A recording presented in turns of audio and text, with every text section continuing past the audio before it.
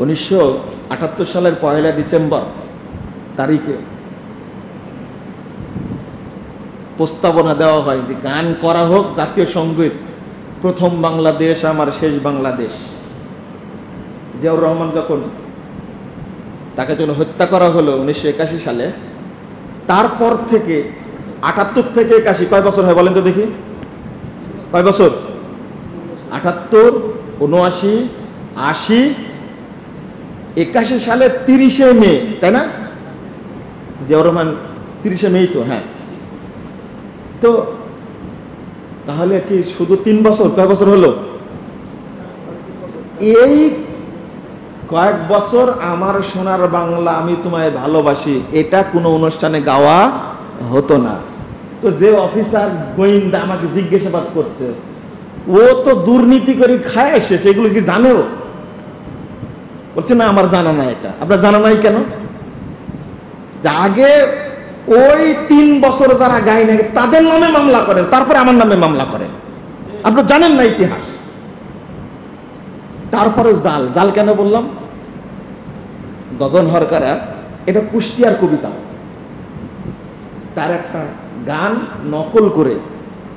গগন হরকারার জন্ম হলো 1845-এ, আর রবি ঠাকুরের জন্ম হলো 1861-তে। কত বছর আগে? 16 বছর আগে। রবি ঠাকুরের মৃত্যু 1941-এ, আর গগন হরকারের মৃত্যু হলো 1910 সালে। একজন বয়স পেয়েছে 65 বছর, একজন পেয়েছে 80 বছর। ওই গান থেকে সুরও নেওয়া আবার লাইনও নেওয়া। এটা আমি তো বলবো এটাও জাল। আমরা এইগুলো কিছু বুঝি না। কোন মুসলিম ঘরের সন্তান এই গান মুখ দিয়ে উচ্চারণ করতে পারে না। এটা বাতিল করা হোক। আপনারা চান এটা বাতিল করা হোক? বন্ধুরা আমার, একটা কথা বলেছি আমি, যে আমরা আপনি যা বলবেন তার সাথে আপোষ করতে পারি না। একটা প্রজন্ম গড়ে উঠবে ইনশাআল্লাহ। আপনি টুটি চেপে ধরবেন, পারবেন না ইনশাআল্লাহ। এক সময় আল্লাহ পরিবেশ তৈরি করে দিবে।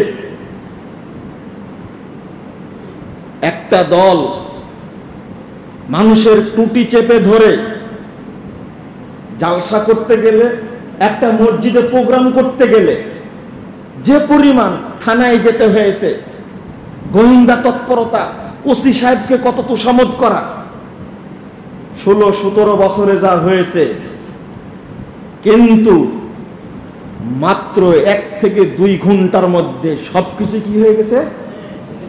ধুলায় মিশে গেছে। এটা হলো অহংকার। অহংকার করতে হবে না, কিন্তু মানুষ ইতিহাস থেকে শিক্ষা নেয় না। ইতিহাস থেকে শিক্ষা নেয় না। দুর্দণ্ড প্রতাপশালী একজন ব্যক্তি, সে টিকে নি। তবে বাংলাদেশে আর কেউ এরকম মানে টুটি চেপে দিয়ে আয়নাঘর তৈরি করে মানুষকে নির্যাতন করে, গুম করে, খুন করে আর কেউ ক্ষমতায় থাকবে আর 50 বছরে সম্ভব না মনে হয়। আমার কাছে মনে হয়, আল্লাহ ভালো জানে। তবে যে তো লজ্জা থাকে না, আল্লাহ ভালো জানে। এটা যারা এই ক্ষমতায় বসে তাদের কি থাকে না? লজ্জা থাকে না, শরম থাকে না। তখন নিজেরা মানুষ মনে করে না। বন্ধুরা আমার কথায় আপনার রাগ করছে মনে হয়, তাই না? না, এগুলো না বললে কি এভাবে শুনবো? আমি শুধু ফজিলতের ওয়াজ করতে আসছি। আপনাকে আমাকে যে মুশরিক বানায় দিচ্ছে, এই ব্যাপারে কথা বলতে হবে না? আল্লাহ রাব্বুল আলামিন বলছেন, ওমাই ইয়াবতাগি গায়রাল ইসলামে দীনা ফালাই ইউকবালা মিনহু ওয়া হুয়া ফিল আখিরাতি মিনাল খাসিরিন। যে ব্যক্তি ইসলাম ছাড়া অন্য কোন দিন, ধর্ম, দর্শন, থিওরি, মতবাদ, ইজম, তরিকা, মাযহাবকে তালাশ করবে, সেটা গ্রহণ করা হবে না। ওয়া হুয়া ফিল আখিরাতি মিনাল খাসিরিন। সে পরকালে ক্ষতিগ্রস্তদের অন্তর্ভুক্ত হবে, জাহান্নামীদের অন্তর্ভুক্ত হবে। আল্লাহ বলছেন ওয়ালা তালবিসুল হাক্কা বিল বাতিল, তোমরা হককে বাতিলের সাথে মিশ্রিত করো না। আল্লাহ কি বলছেন? ওয়া মাইয়াদউ মা'আল্লাহি ইলাহান আখার লা বুরহানা লাহু বিহি ফাইন্নামা হিসাবুহু ইনদা রাব্বি ওয়া ইন্নাহু লা ইফলিহুল কাফিরুন। আল্লাহ বলছেন মাইয়াদুল্লাহা ইলাহান আখার, যে ব্যক্তি আল্লাহর সাথে অন্য ইলাহকে কি করবে? আহ্বান করবে, অন্য ইলাহর ইবাদত করবে, অন্য ইলাহর সাথে আপোষ করবে, লা বুরহানা লাহু বিহি, তার কোনো দলিল থাকবে না। ফাইন্নামা হিসাবুহু ইনদা রাব্বি, সূরা আল মুমিনুন একবার শেষ আয়াতটা খুলে দেখবেন। আল্লাহ এরপরে বলছেন এরা কারা? এরা কি মুমিন? আল্লাহ কি বলছেন? ইন্নাহু লা ইফলিহুল কাফিরুন, এই কাফেররা কখনো সফল হতে পারবে না। তাহলে এরা কাফের যারা এক আল্লাহর সাথে অন্য আরেকজনকে মেনে নেবে, শিরকের সাথে তাওহীদের সাথে যে শিরক মিশ্রিত করবে, ঈমানের সাথে যারা কুফর মিশ্রিত করবে, তাওহীদের সাথে যারা তাগুত মিশ্রিত করবে, তারা কি মুসলিম না কাফের?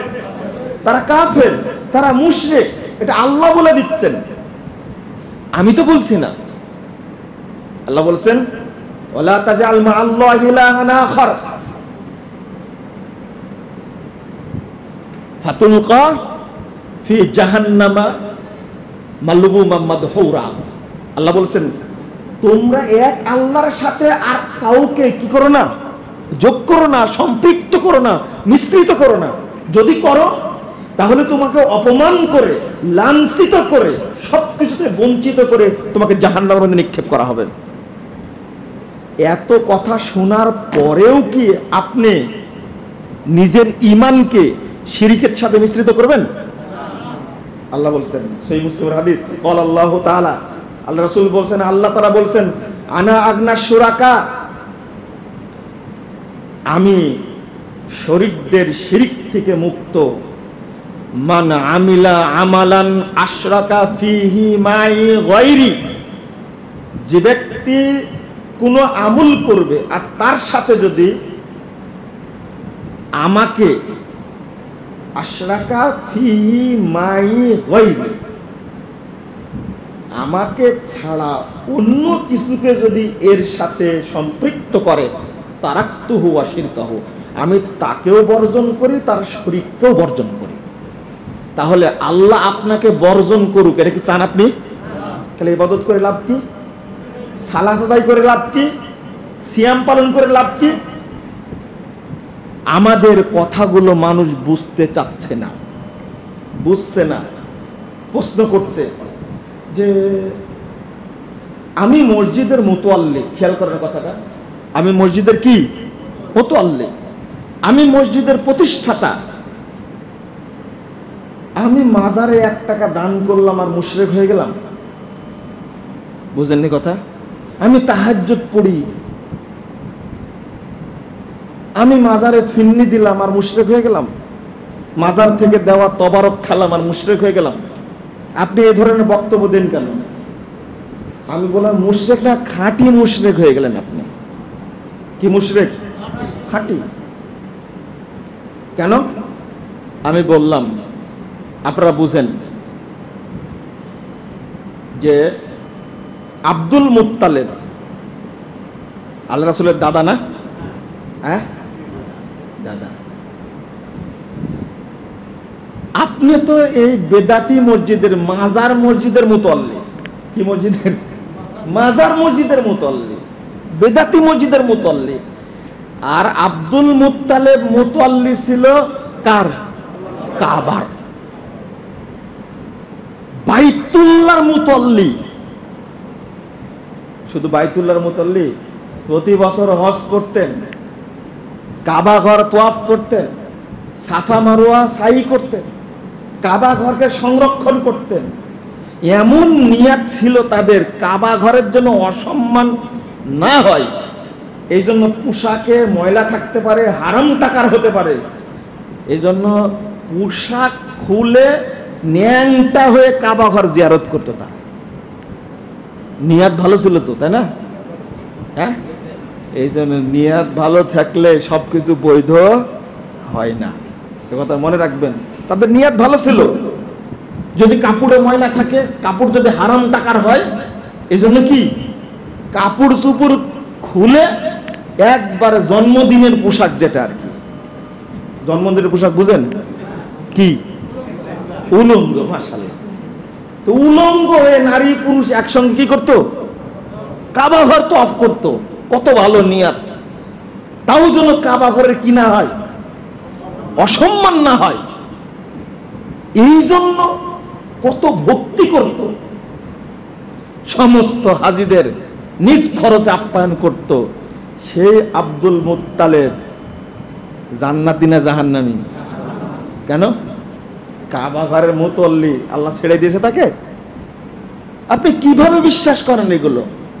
ফাজিলের মতো কথা বলেন কেন? মামুন ভাই আমাকে বলছে যে আপনার এক ভক্ত, আমার কেউ ভক্ত হবেন না খবরদার। এই ভক্ত ভাষাটা পীরদের ভাষা। বলছে আপনি, আমি যেন একটু নরম করে কথা বলি। আচ্ছা, কোরআনের আয়াতের অনুবাদ করছে, নরম কি আর গরম কি রে ভাই? হায় হায়, কোন দিন যে শিখবেন আপনারা, কোন দিন যে বুঝবেন আপনারা, আল্লাহ ভালো জানেন। আচ্ছা, উপদেশ দিয়েছে ভালো, আলহামদুলিল্লাহ। একটু নরম করে বলার চেষ্টা করি তাহলে, তাই না? নরম করে বলার চেষ্টা করি। আপনারা একটু চিন্তা করেন। আচ্ছা, আবু তালেব,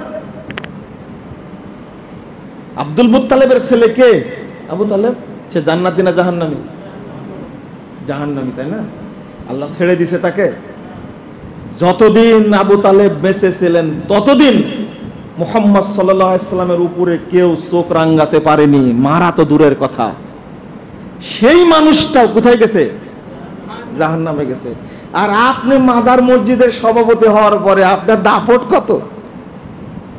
আপনি 40 বার হজ করেন, 40,000 বার হজ করেন, উমরা করেন, তাতে যায় আসে না। আপনি খাঁটি মুশরিক। কারণ আল্লাহর সাথে, তাওহীদের সাথে, ঈমানের সাথে আপনি শিরিক মিশ্রণ করেছেন, তাগুত মিশ্রণ করেছেন, আপনি কুফর মিশ্রণ করেছেন। আপনি খাঁটি কাফের হয়ে গেছেন, খাঁটি মুশরিক হয়ে গেছেন। যারা মাজার পূজা করে, কবর পূজা করে, তারা মুসলিম না, তারা কি? কাফের। তারা কি? কাফের। শুধু তাই, কিন্তু আপনাদের প্রতিও আল্লাহ নারাজ। নারাজ কেন বলবো? মনে করেন ওয়াক্ত হয়ে গেছে। কি হয়ে গেছে? ওয়াক্ত হয়ে গেছে। আপনি ঢাকায় আছেন বা রাজশাহী আছেন বা চিটাগঙ্গে আছেন, সিলেটে আছেন, এটা এত শক্ত মোহন ভাই, খুব ব্যথা করছে।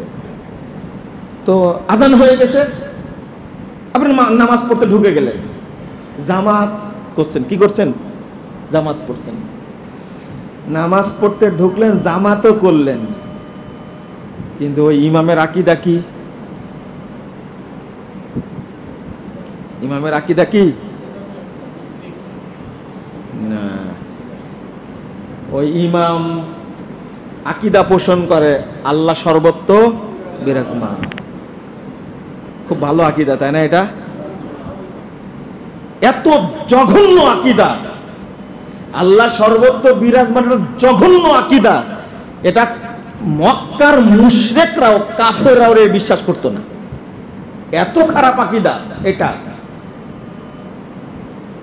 আল্লাহ নিরাকার, তাই না? এই আকীদা যারা পোষণ করে তারা মুসলিম না কাফের? ও, কাফেরের পেছনে নামাজ পড়লে কবুল হয়, তাই না? তাহলে আপনারই তো ইজ্জত নাই। আপনি পড়লেন কেন? আপনি পড়লেন কেন? আরে ফতোয়া তো এটা দেওয়ার দরকার ছিল। ফতোয়া দিয়েছেন 2 আজান দেয়, এই জন্য মসজিদ ভাগ করতে হবে, তাই না? আকীদাই যে সমস্যা আমাদের। আস্তাগফিরুল্লাহ, আস্তাগফিরুল্লাহ, নাউযুবিল্লাহ, আস্তাগফিরুল্লাহ। আমি আপনাদের বলি, আকীদা ফ্রেশ রাখুন। শেখ বিন বাজ রাহিমাহুল্লাহকে জিজ্ঞেস করা হয়েছে, যে ব্যক্তি মাইয়াতাকিদু আন্নাল্লাহ ফি কুল্লি মাকান, যে ব্যক্তি বিশ্বাস করে আল্লাহ সর্বত্র বিরাজমান, হাল ইউসাল্লা খালফা, তার পিছনে কি নামাজ পড়া যাবে? তিনি উত্তর দিচ্ছেন, ভালো করে শুনেন। ইমাম ইবনে বাজ রাহিমাহুল্লাহ বলছেন, মাইয়াতাকিদু আন্নাল্লাহ ফি কুল্লি মাকান ফাহুয়া কাফিরুন ফাহুয়া দাল্লুন মুদিল্লুন কাফিরুন। সে পথভ্রষ্ট, সে মানুষকে পথভ্রষ্ট করে, সে কাফের। তারপরে বলছেন, লা ইউসাল্লা খালফা ওয়ালা ইত্তাখাযু ইমামা। আস্তাগফিরুল্লাহ। তার পিছনে নামাজ পড়া যাবে না, তাকে ইমাম বানানো যাবে না। বাল ইয়াজিবু আলাল মাসউলিন, মসজিদের কমিটির উপরে ফরজ হলো আইয়ুবাইদুহু, ওই ইমামকে যেন বিতাড়িত করে, বহিষ্কার করে। যদি রুকুকারীদের সাথে রুকু করো তাহলে ঠিকই তো। শিয়াদেরও মসজিদ আছে না? তোদের পিছনে রুকু করা যাবে না, নামাজ পড়া যাবে না? যাবে? কেন যাবে না? কাদিয়ানি মসজিদ আছে না, ওদের পিছনে নামাজ পড়া যাবে না? উত্তর দেন না, যাবে? কেন যাবে না? আল্লাহ যে বলছে ওয়ারকাউ মা'আর রাকিন, যারা রুকু করছে তাদের সাথে কি করো? রুকু করো। তাহলে শিয়াদের পিছনে নামাজ হবে, কাদিয়ানীদের পিছনে নামাজ হবে, ইহুদিদের পিছনে নামাজ হবে, খ্রিস্টানদের গির্জাতে কি হবে? নামাজ হবে। এই আয়াতের আলোকে বেকুব, আয়াতটা বুঝতে ভুল হয়েছে। আপনি তো আয়াতটা বুঝলেন আপনার মতো আর এক অন্যায়। এটা একটা, এই আয়াতের অর্থ কি? ওয়ারকাউ মা'আল মুমিনিন, যারা মুমিন তাদের সাথে রুকু করো। কাদিয়ানীরা কি মুমিন না কাফের? শিয়ারা মুমিন না কাফের? তাহলে আর যারা বিশ্বাস করে আল্লাহ সর্বত্র বিরাজমান, তারা মুমিন না কাফের? বুঝেন না কথা, তাই না? তাহলে তার পিছনে নামাজ পড়লেন কেন আপনি? নামাজ বাতিল, নামাজ বাতিল। এই আলোচনাটাই আপনি সহ্য করতে পারছেন না। তা আল্লাহ আপনাকে ত্যাগ করবে না, আল্লাহ আপনাকে রহমত দিবেন? তারাকতুহু ওয়া শিরকা, আল্লাহ বলছেন আমি তাকেও ত্যাগ করব, ওর শরীককেও ত্যাগ করব। আল্লাহ যদি আপনাকে ত্যাগ করেন, আল্লাহ রহমত পাবেন, জান্নাত পাবেন? তাহলে এই কতটুকু বুঝেন না কেন আপনি? এখন প্রশ্ন করবে যে তাহলে নামাজ পড়বো কোথায়? রাস্তা আছে না? রাস্তা রাস্তা করো বাপের। আপনার বাড়ি আছে না? বারান্দা আছে না? একজন ব্যক্তি প্রশ্ন করছে যে ভাই, আমি, দেখেন কত সুন্দর বুদ্ধি, বলছেন যে ভাই আমার বাড়ির পাশে মসজিদ, 20 রাকাত তারাবি হয়, তো আমি 8 রাকাত পড়ি তারাবির নিয়াতে আর 12 রাকাত পড়ি নফলের নিয়াতে। আমি বললাম যে আপনার তো ইঞ্জিনিয়ারিং বুদ্ধি দেখতেছি, এত সুন্দর প্ল্যান আপনার, এটা হবে কি না তাই বলছে। আমি বললাম যে যে ইমাম তারাবি পড়ায় ওই ইমামের কি অবস্থা? তো বলছে ওই ইমামের ফতোয়া হলো যে বলবে আল্লাহর নবী মাটির তৈরি ও কাফের, ওর বোতালাক। বুঝেননি কথা? কি শক্ত ফতোয়া। আর যে ব্যক্তি বলবে আল্লাহর নবী মরে গেছে ও কাফের। আমি বললাম যে এই ইমাম যদি 8 রাকাতও পড়ায় বা 80 রাকাতও পড়ায়, তবু ওর পিছনে নামাজ পড়া কি হারাম। খুব ইঞ্জিনিয়ারিং সিস্টেম, বুদ্ধিকারী প্রশ্নটা করেছে, বাঁচা যায় কিনা, কিন্তু এক প্রশ্নে কি শেষ। এই যে বাংলাদেশের এক হুজুর আছেন আলখেল্লা পড়া আব্বাসী, হ্যাঁ, বলছে মিলাদুন নবী যে বলবে যে বেদাত, জাহেল কাকে বলে? জাহেলে মুরাক্কাব একটা। বলছে যে যে বলবে মিলাদুন নবী হারাম, ওর বউ তালাক ও কাফের হয়ে যাবে। আর একটা নাম আছে, সারাদিন গান গাই,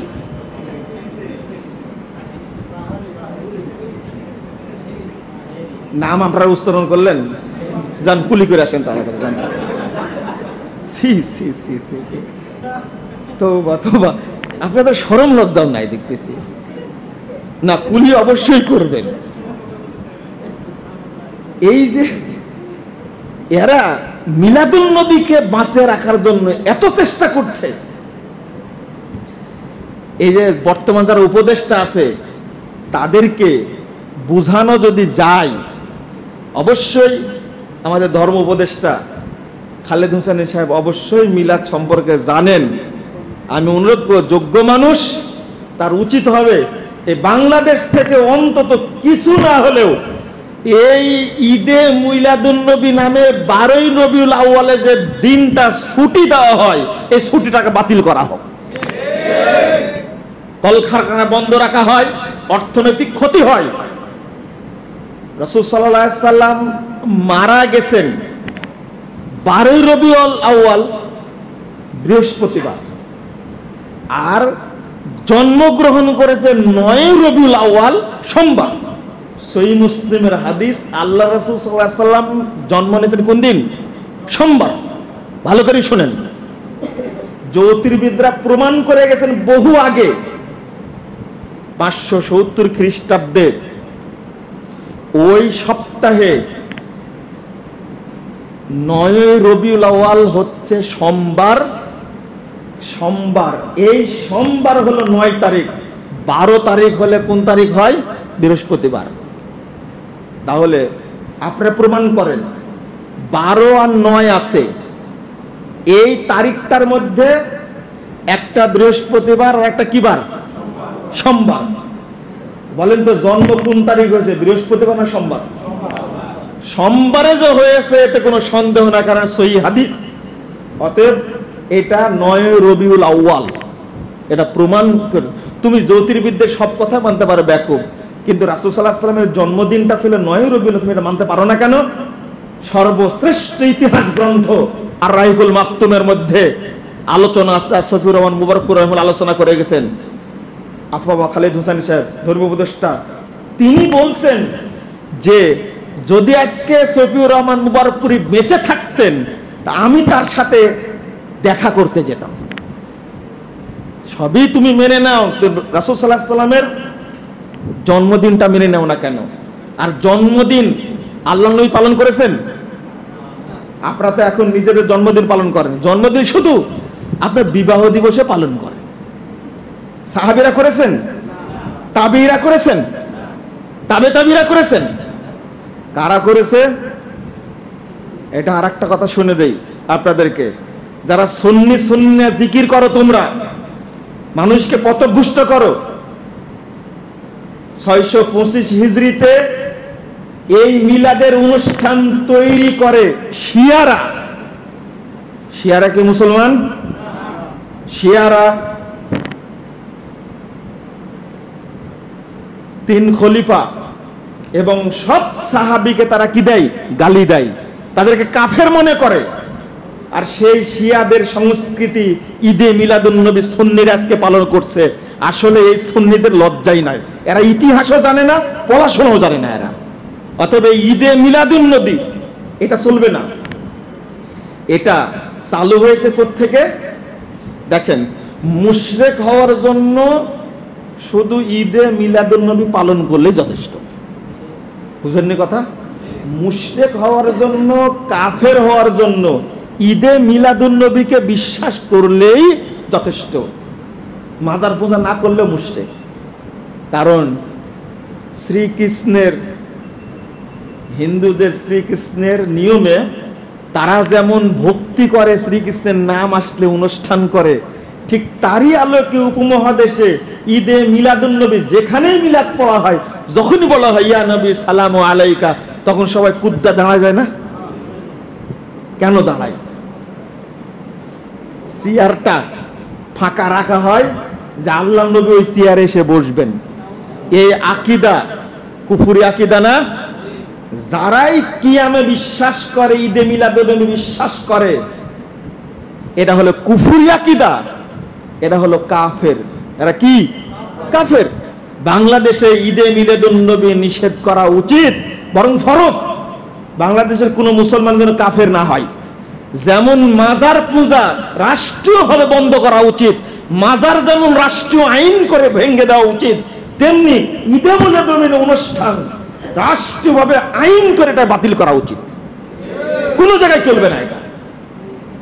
বেটা, তুমি নবী সাল্লাল্লাহু আলাইহি ওয়াসাল্লামের সুন্নাহ মানো না, হাদিস পড়ো না, আল্লাহর নবীর নামে সব মিথ্যাচার করো, আবার তার নামে তুমি হালুয়া রুটি খাবে, এগুলো চলবে না।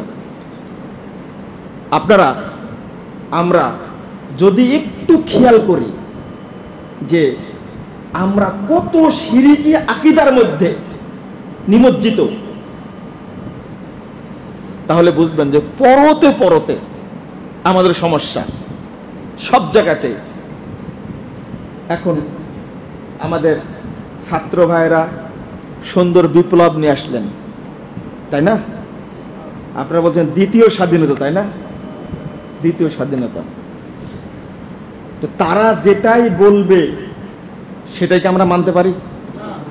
হ্যাঁ, আমাদের মানহাজের বাহিরে আমরা যেতে পারি না, সালাফদের মানহাজের বাহিরে যেতে পারি না।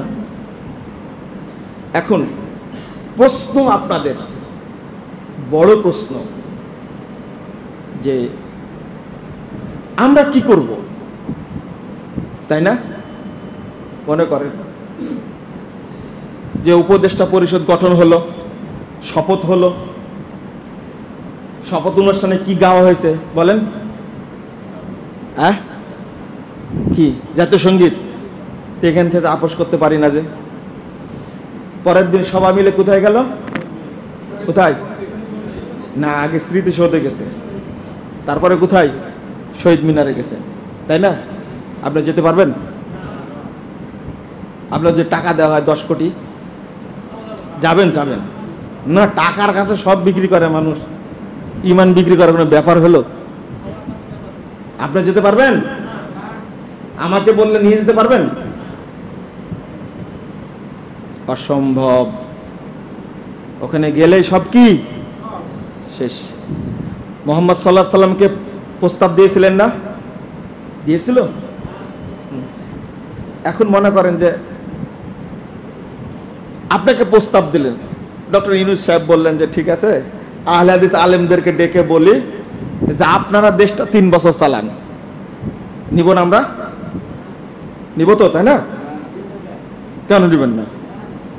প্রস্তাবটা ভালো না? নিবেন না কেন তাহলে? লোক নাই।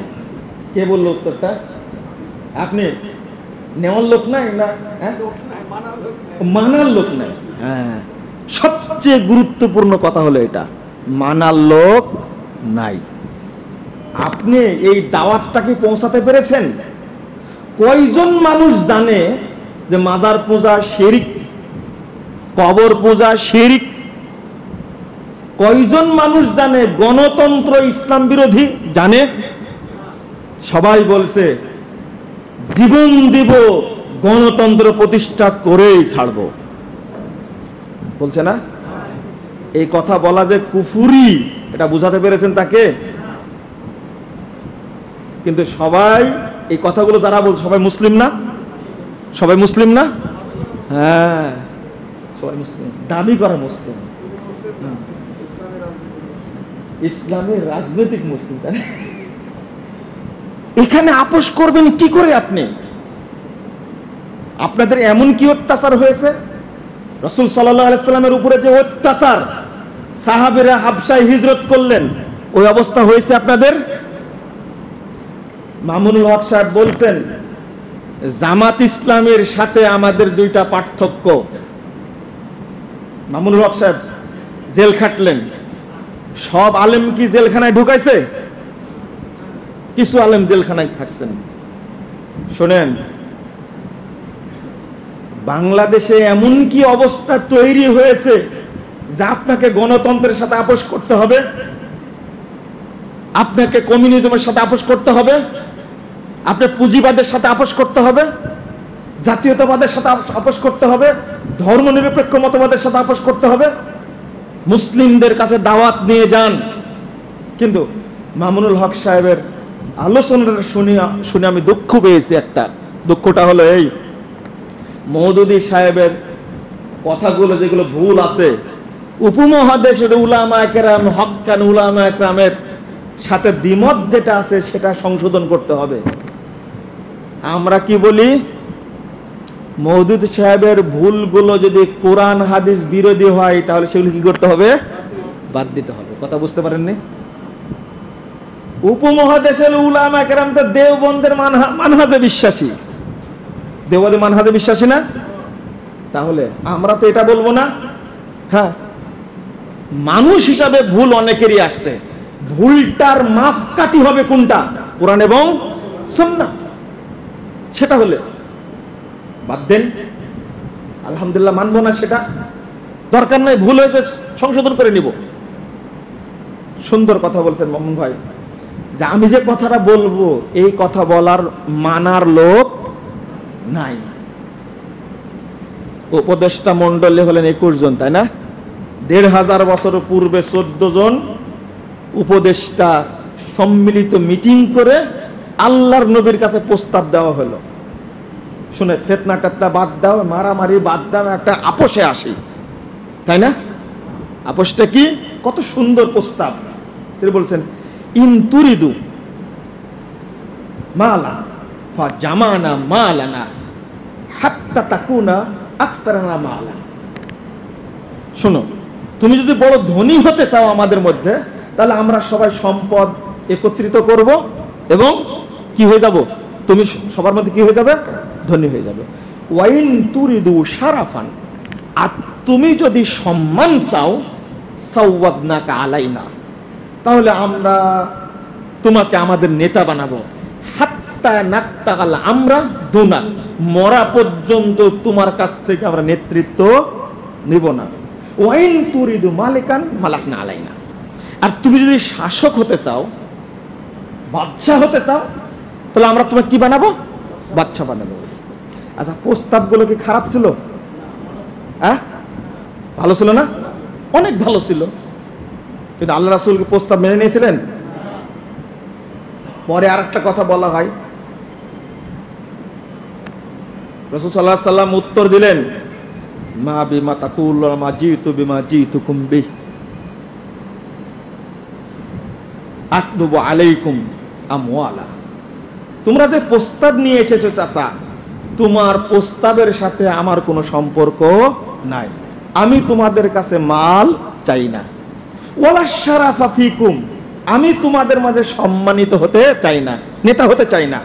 ওয়ালাল মালিকা আলাইকুম, আমি তোমাদের বাদশা হতে চাই না। আর সালানি ইলাইকুম রব্বি ওয়া উবাল্লিগাকুম রিসালাত রব্বি, আল্লাহ আমাকে পাঠাইছে তোমাদের রাসূল হিসাবে, আমি আল্লাহর রিসালাত পৌঁছায় দিই। যদি তোমরা গ্রহণ করো, ফাহাদুকুম ফিদ দুনিয়া ওয়াল আখিরা, দুনিয়াতেও সম্মান পাবে, প্রতিদান পাবে, পরকালে পাবে। ওয়াইন তারুদ্দুহু আলাইয়া, যদি এই বিধান তোমরা ফিরিয়ে দাও আমার দিকে, আসবিরু হাত্তা ইয়াহকুমুল্লাহু বাইনি ওয়া বাইনাকুম, তাহলে ধৈর্য ধারণ করবো যতদিন আল্লাহ ফয়সালা না করেন। আচ্ছা, এই মানুষটাই যখন মদিনায় গেলেন, তখন কি রাষ্ট্রনায়ক হয়ে গেলেন না? হ্যাঁ, মক্কায় নিলেন না কেন? বলেন, উত্তর দেন। হ্যাঁ, মক্কায় মানার লোক ছিল না, কিন্তু মদিনায় কি মানার লোক, সবাই মেনে নিলেন। আজকে আপনি ইউনূস সাহেবের সাহস আছে বলার, বলছে দুর্নীতির শিকড় উপড়ে ফেলবো, টাকা যা পাচার হয়েছে সেইগুলো আমরা কি ফিরিয়ে আনবো, যত মানুষ গুম হয়েছে তাদের বিচার করব, যত মানুষ এই আন্দোলনে ক্ষতিগ্রস্ত হয়েছে, শহীদ হয়েছে, বলছে মারা গেছে, তাদেরকে আমরা প্রত্যেক পরিবারে বেতন দিব, তাদের জন্য ফাউন্ডেশন খুলবো। শুধু একটা কথা বলে দেখুক, যত মাজার আছে ভেঙে দিব। মানবে? মানবে না, তো মানবে না। শুধু বলে দেখুক না, জাতীয় সঙ্গীত তুলে দিবে এটাই বলা সাহস করছে না, বলছে যেগুলো নিয়ে বিতর্ক আছে সেইগুলো নিয়ে আমরা হাত দেব না। অথচ সংবিধান সংশোধন করার জন্য কমিটি গঠন করেছে, তাই না? বুঝেননি কথা? কিন্তু মাজার বন্ধ করার জন্য সংবিধান লাগবে, প্রশাসন লাগবে? শুধু বলে দিলে হয় কোনো মাজার থাকবে না, জুয়ার আখড়া থাকবে না, গাঁজার আখড়া থাকবে না, যৌনাচারের আখড়া থাকবে না। কিন্তু খুনের বিচার হবে, সবাই মেনে নিবে। দুর্নীতির বিচার হবে, সবাই মেনে নিবে। আয়না ঘরের বিচার হবে, সবাই মেনে নিবে। কিন্তু মাজার ভেঙ্গে দেওয়া হোক, শহীদ মিনার ভেঙ্গে দেওয়া হোক, এর প্রতি একমত হবে। আগে এটা তৈরি করতে হবে মানুষের মধ্যে। আপনি কাকে শাসন করবেন? আপনি ক্ষমতায় বসে কাকে শাসন করবেন? হ্যাঁ, আল্লাহ রাব্বুল আলামিন যেদিন আপনাকে বসাবেন, কিন্তু মানুষ এটা বুঝতে চায় না। ডক্টর ইউনূস সাহেব একদিন আগেও জানতেন না, যে বলছে একটা দোয়া করে, দোয়া তৈরি করেছিল না, আসসালামু হাসেনা আম্মা, তারপরে কি পদ্মা সেতু কুরসিয়ান, সুবায়ানা ইউনূস আল খালেদা ঠুস, মনে আছে? শোনেন, ভালো করে শোনেন। এই ইউনূস সাহেবকে যে সুবাবে, সেই মানুষটাই যে রাষ্ট্রের প্রধান হবে একদিন আগেও জানতেন? বুঝেন কথা? এই যে নাহিদ আর আসিফ, তারাই যে বাংলাদেশ পরিচালনা করবে একদিন আগে স্বপ্ন দেখেছে? ফখরুদ্দিন জানতেন যে আমি এই দেশ চালাবো 2 বছর? বুঝেন ভালো করে? কে বসাইছে? আল্লাহ যদি তাওহীদপন্থী একজন মানুষকে বসায় সব সাইজ করে দেয়, আপনার আপত্তি থাকবে? কে বসাবেন? আল্লাহ শর্ত দিয়েছে, তোমরা পরিচ্ছন্ন ঈমান আনো, বিদআত মুক্ত আমল করো, আমি ওয়াদা করছি তোমাদের খেলাফত দেব। আমাদের ঈমান পরিচ্ছন্ন না, আমল ও বিদআত মুক্ত না। দিবেন কেন? হ্যাঁ, সোসার গায়ে যতই আতর মাখান, সোসার গন্ধ যাবে? বুঝেননি কথা? এটা সোসা বুঝেন তো? আপনারা কি বলেন? সুসি। এটা হলো অরিজিনাল বাংলা। আপনারা কি বলেন? এই মিজান ভাই কই? সিকা বলেন। সিকা, এই যে চাপায়ের মানুষ তো সিকা বলে। একে যতই আতর মাখান, কি ওর গায়ে গন্ধ যাবে?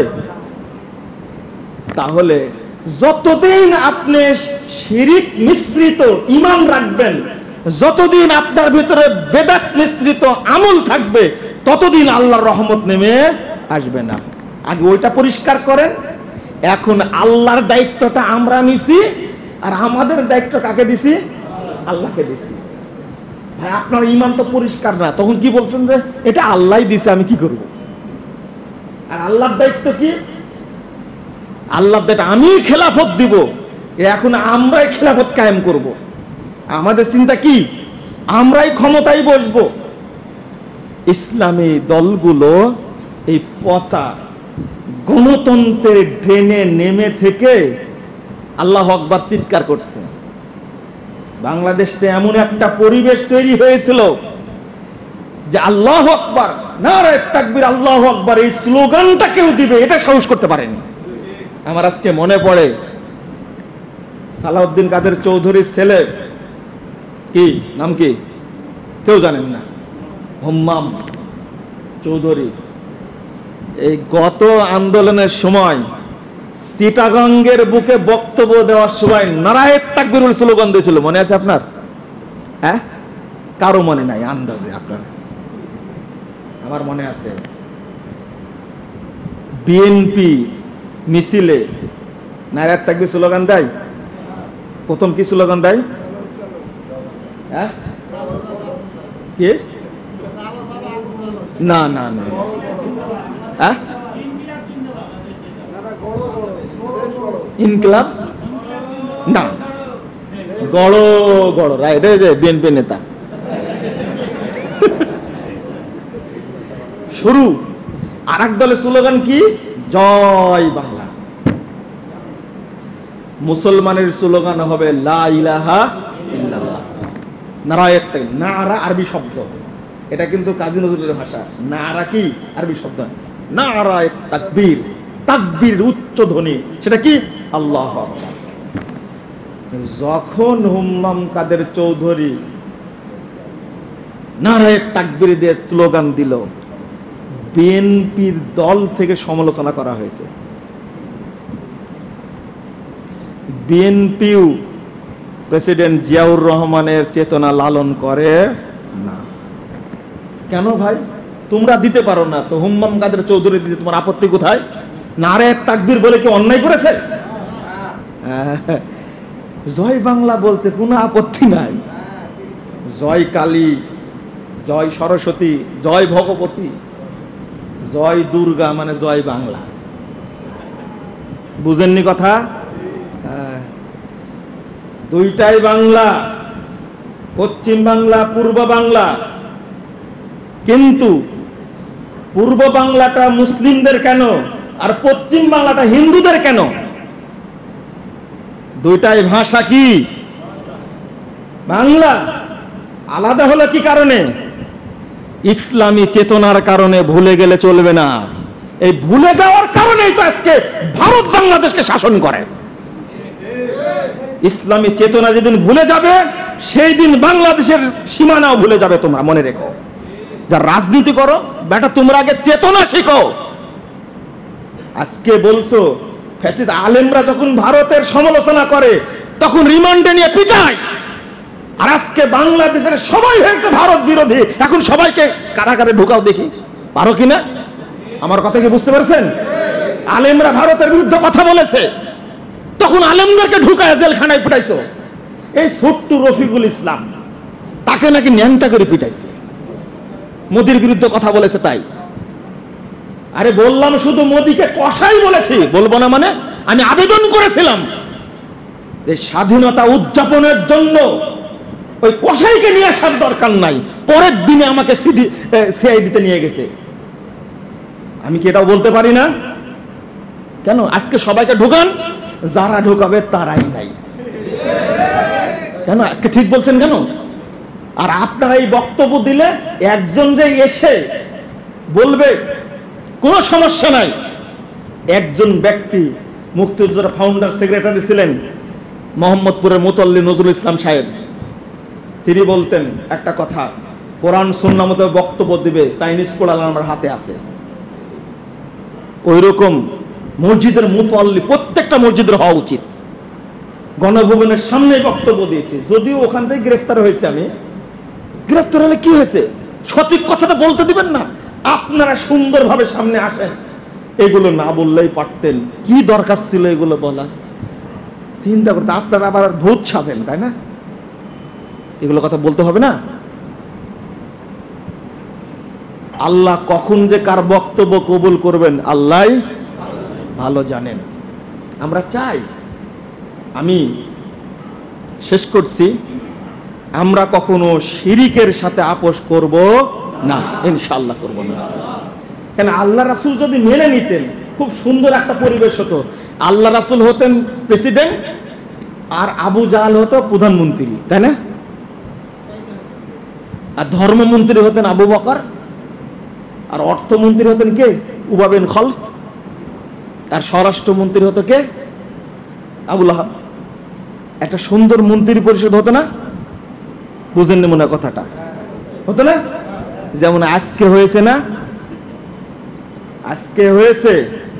ছাত্র ভাইয়েরা, তোমরাও বৈষম্য তৈরি করেছো, আমাদেরও বলার সুযোগ দাও।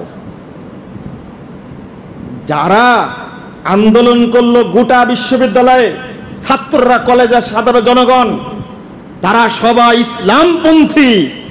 যারা উপদেষ্টা পরিষদের সদস্য হয়েছে সবাই কি ইসলামপন্থী? একজন মুলবি আছে, ওনাকে নেওয়া হয়েছে দোয়া করার জন্য, হুজুর দোয়াটা করে দেন। বুঝেননি কথা? তাহলে কি এটা কি বৈষম্য হলো না? ঢাকা বিশ্ববিদ্যালয় মিছিল করা অবস্থায় আমি সেদিন দেখে কেঁদে ফেলেছি।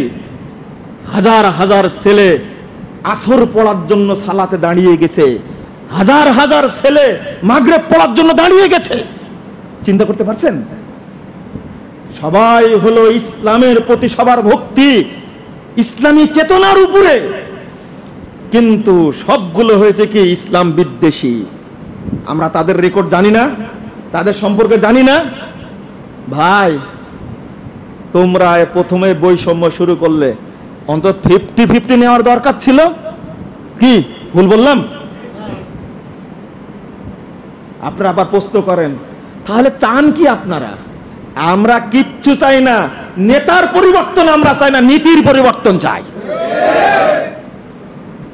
যদি ক্ষমতায় হাসিনাই থাকতো আর সে যদি বলতো যে ইসলামী বিধান অনুযায়ী রাষ্ট্র পরিচালনা হবে, আমাদের কোনো আপত্তি ছিল না। প্রথম কাজ, এই কথা বলার প্রথম কাজ, বাংলাদেশে কোনো মুসলমান বেনামাজি থাকবে না, সবাইকে নামাজ পড়তে হবে। পারবে বলতে? এটা প্রথম কাজ। ইদা মাক্কান্নাহুম ফিল আরদ আকামুস সালাহ ওয়া আতুজ যাকাহ। আল্লাহ নিজেই বলে দিচ্ছেন, যখন কেউ রাষ্ট্রীয় ক্ষমতায় আসবে প্রথম বিধান হবে কি? নামাজ প্রতিষ্ঠা করবে, হুকুম দিয়ে দিবে সালাতের টাইম হয়ে গেছে, কেউ কোনো কাজ করতে পারবে না, সব স্টপ। সবাই কোথায় যেতে হবে? মসজিদে যেতে হবে। কথা কি বুঝতে পারলেন আপনারা? আমরা নেতার পরিবর্তন চাই না, এটা নিয়মও না। কিসের পরিবর্তন হতে হবে? নীতির পরিবর্তন। আজকে তত্ত্বাবধায়ক সরকার আমরা কিছুই চাই না, আমরা চাই এই তত্ত্বাবধায়ক সরকার